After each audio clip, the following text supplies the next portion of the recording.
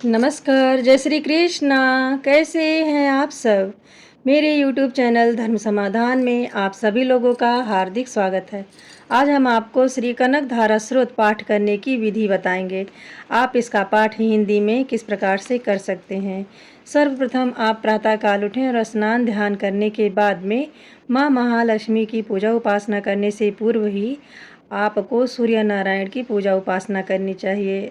अगर आपके घर में तुलसी जी हैं तो उनकी भी विधिवत पूजा करें। धूप दीप नैवेद्य जिस प्रकार से भी आप तुलसी जी की पूजा करते हैं कर लें। फिर आप घर के मंदिर में चाहें तो अलग से चौकी लगा लें, या माँ महालक्ष्मी की कोई फ़ोटो है या चित्र है तो गणपति के साथ उसकी पूजा करें। पूजा करने के बाद में आपके मंदिर में यदि श्री यंत्र स्थापित है तो उसकी भी कुमकुम रोली से पूजा कर लें। फिर माता लक्ष्मी के श्री कनक धारा स्रोत का पाठ करें। इसका पाठ यदि आप भक्ति भाव से करते हैं तो आपके जीवन की कैसी भी दरिद्रता हो जरूर समाप्त हो जाती है। कनक धारा स्रोत आप हिंदी में भी पढ़ सकते हैं, संस्कृत में भी पढ़ सकते हैं। अगर आपको संस्कृत पढ़ने में कठिनता महसूस हो रही है तो आप हिंदी में भी पढ़ सकते हैं। आप श्रद्धा भक्ति पूर्वक मन में माता लक्ष्मी जी का स्मरण करते हुए इस स्रोत को नित्य प्रति पाठ करें। आप शीघ्र ही ऋण मुक्त भी हो जाएंगे और मनोवांछित धन की प्राप्ति भी करेंगे। श्री कनक धारा स्रोत को आचार्य शंकर ने लिखा है। इस स्रोत के द्वारा उन्होंने उस समय स्वर्ण की वर्षा कराई थी। अब कलयुग है, स्वर्ण की वर्षा मान लीजिए नहीं होगी, लेकिन फिर भी आपके जीवन में ऐसे रास्ते जरूर बन जाएंगे जिसके माध्यम से आप धनवान हो जाइएगा। आपके पास धन समृद्धि सुख की कोई कभी कमी नहीं होगी। हिंदी में आपको कनक धारा स्रोत का पाठ इस प्रकार से करना चाहिए। भ्रमरी जिस प्रकार अर्ध खिले फूलों से युक्त तमाल वृक्ष का सहारा लेती है, उसी तरह से भगवान विष्णु के रोमांच से सुशोभित श्री अंगों पर सदैव दृष्टि पड़ती रहती है, तथा जिसमें संपूर्ण ऐश्वर्यों का निवास है। ऐसी सब मंगलों को देने वाली माँ लक्ष्मी की दृष्टि मेरे लिए सुभद हो। भ्रमरी कमल पुष्पों पर जिस तरह मंडराती है, अर्थात बार बार आती जाती रहती है, वैसे ही भगवान मुरारी के मुखमंडल की ओर जो बारंबार प्रेम पूरित हो जाती है और लज्जावश लौटकर वापस आ जाती है, ऐसी सिंधु सुता लक्ष्मी जी की मनोहारी मुग्ध दृष्टिमाला मुझे अतुल ऐश्वर्य प्रदान करे। देवराज इंद्र के पद का वैभव प्रदान करने में समर्थ तथा मुर नामक दैत्य के शत्रु भगवान श्री हरि को भी अत्यंत आनंद प्रदान करने वाली एवं नील कमल जिसका सहोदर भ्राता है, ऐसी महालक्ष्मी के अध खुले नेत्रों की कृपा दृष्टि मेरे ऊपर भी क्षण मात्र के लिए पड़े। जिसकी पुतली एवं भौहें काम के वशीभूत हों, अध खुले एकटक नेत्रों से देखने वाले आनंद कंद भगवान मुकुंद को अपने सामीप्य में पाकर किंचित तिरछी हो जाती हैं, ऐसी शेष शाही श्री हरि की अर्धांगिनी श्री लक्ष्मी जी के नेत्र मेरे लिए ऐश्वर्यदायक हों। जो भगवान मधुसूदन के वक्ष स्थल में धारण की हुई कौस्तुभ मणियों की माला में इंद्र नील मणि हार वाली सी शोभायमान होती हैं, तथा उन भगवान के हृदय में काम अर्थात प्रेम संचारित कमल वाहिनी विहारणी श्री लक्ष्मी जी का वह कटाक्ष माला मेरे लिए कल्याणकारी हो। जिस प्रकार घनघोर घटाओं में बिजली चमकती है, उसी प्रकार कैटभ दैत्य के शत्रु भगवान के काली मेघवाली की तरह मनोहर वक्षस्थल पर जो विद्युत के समान दे दीप्यमान होती हैं, उन अखिल ब्रह्मांड की जननी भार्गव वंश को आनंदित करने वाली लक्ष्मी जी की महनीय मूर्ति मेरा मंगल करे। सिंधु सुता लक्ष्मी जी को असली मंथर अधखुली दृष्टि जिसके प्रभाव से कामदेव ने मंगलदायक भगवान मधुसूदन के हृदय में प्रधान स्थान पाया था, वही दृष्टि यहाँ मुझ पर भी पड़े।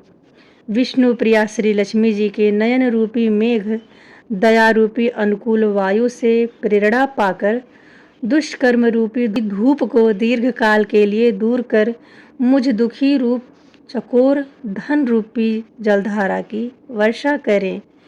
विशिष्ट बुद्धि वाले मनुष्य जिनसे प्रेम पात्र होकर उनकी दयार्द्र दृष्टि के प्रभाव से स्वर्ग पद को आसानी से प्राप्त कर लेते हैं, उन्हीं कमल के आसन पर आसीन रहने वाली कमला की वह खिले हुए कमल गर्भ के समान कांतिमयी दृष्टि मुझे मनोवांछित पुष्टि प्रदान करें, जो सृष्टि सृजन के समय वाणी के रूप में, पालन लीला के समय भगवान विष्णु की पत्नी लक्ष्मी वैष्णवी शक्ति के रूप में तथा संहार लीला के समय शांभकरी अथवा भगवान चंद्रशेखर की प्रिया पार्वती के रूप में अवस्थित होती हैं। त्रिलोकेश्वर भगवान विष्णु की उन नित्य रूपिणी प्रिया श्री लक्ष्मी जी को मेरा नमस्कार है। हे माते, शुभ कर्मों का फल देने वाली श्रुति के रूप में आपको प्रणाम है। सुंदर गुणों की सिंधु रूप रति के रूप में आपको नमस्कार है।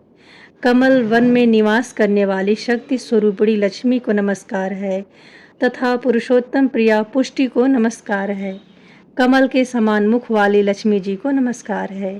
क्षीर सिंधु सुता श्री देवी को नमस्कार है। चंद्र एवं अमृत की सगी बहन को नमस्कार है एवं भगवान नारायण की वल्लभा अर्थात अति प्रिया पत्नी को नमस्कार है। हे कमलाक्षी, आपके चरणों में की हुई स्तुति ऐश्वर्यदायिनी और समस्त इंद्रियों को आनंदकारिणी है तथा साम्राज्यदायिनी एवं संपूर्ण पापों को नष्ट करने में उद्यत है। हे माते, मुझे आपके चरण कमलों की वंदना करने का सर्वदा शुभ अवसर मिलता रहे।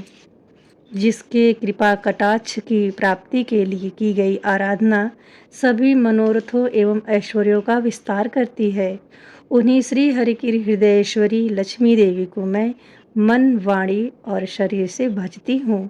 तुम कमल वन में निवास करने वाली, हाथों में पुष्प कमल धारण करने वाली, अत्यंत उज्जवल वस्त्र, गंध और माला आदि से शोभित, हे भगवती हरिप्रिये, तुम्हारी झांकी अत्यंत सुंदर है। हे तीनों लोकों का ऐश्वर्य प्रदान करने वाली देवी, मुझ पर भी प्रसन्न हो।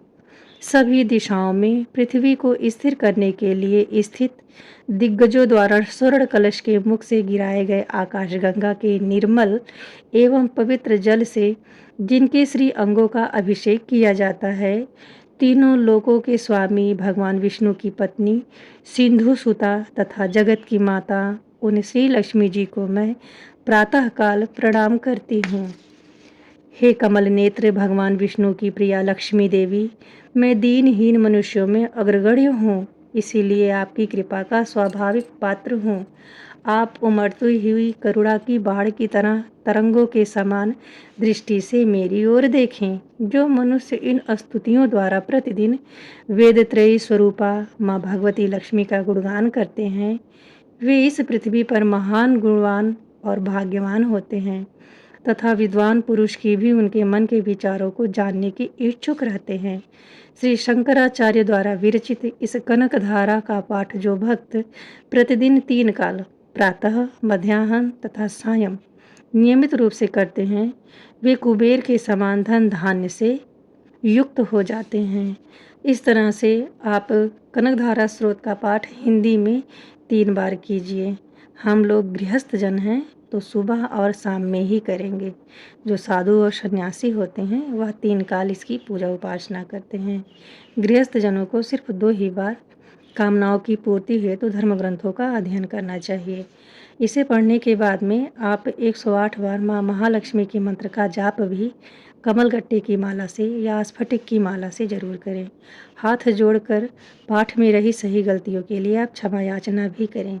माँ महालक्ष्मी से अपनी दरिद्रता को दूर करने के लिए निवेदन भी करें। इस वीडियो में दी गई जानकारी से यदि आप जरा सा लाभान्वित होते हैं तो कमेंट बॉक्स में जय माँ महालक्ष्मी जरूर लिखें। मिलते हैं अगले वीडियो में ऐसी ही किसी महत्वपूर्ण जानकारी के साथ। तब तक के लिए नमस्ते।